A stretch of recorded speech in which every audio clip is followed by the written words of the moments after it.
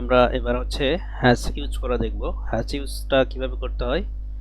আপনার এই যে এটার জন্য হচ্ছে আপনার যে কোনো একটা বাউন্ডারি লাগবে আর কি, বাউন্ডারি শেপ লাগবে।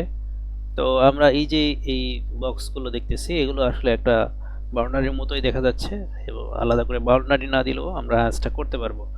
তো এটার জন্য হচ্ছে এই সিনটার দিতে হবে, এই সিনটার দেন হচ্ছে আপনার বাই ডিফল্ট একটা আসছে, কিন্তু হচ্ছে আমরা এটা না দিয়ে আমরা একটা প্যাটার্ন দিব।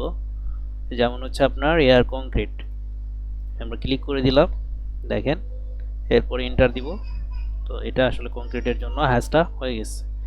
দেন হচ্ছে এরপরে আরেকটা দিই, এই সিনটা দিয়ে হচ্ছে আপনার একটা ব্রিকের প্যাটার্ন আমরা দিতে পারি, দিয়ে দিলাম। বাট এটা অ্যাডজাস্ট করার জন্য স্কেলটা আমাদের ঠিক করে দিতে হবে।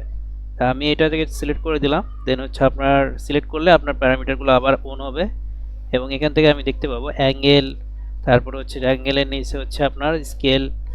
স্কেলটা এখানে বাই ডিফল্ট 1 আছে, আমরা চাইলে এটাকে কমাইতে বাড়াইতে পারি। তো আমি যদি হচ্ছে এখানে ধরেন 3 দিলাম ইন্টার, তো দেখেন এখন কংক্রিটটা একদম ক্লিয়ার বোঝা যাচ্ছে, ঠিক আছে, এবং স্কেল আরও বাড়াই দিলে আরও ক্লিয়ার বোঝা যাবে, ঠিক আছে। তো এটা যেহেতু অনেক বড় ড্রয়িং, এই জন্য হচ্ছে এরকম দেখাচ্ছে। এইটাকে আমরা ক্লিক করলাম, তো এখান থেকে হচ্ছে আপনার ব্রিকটা বোঝানোর জন্য আরও স্কেলটা বাড়াই দিতে হবে।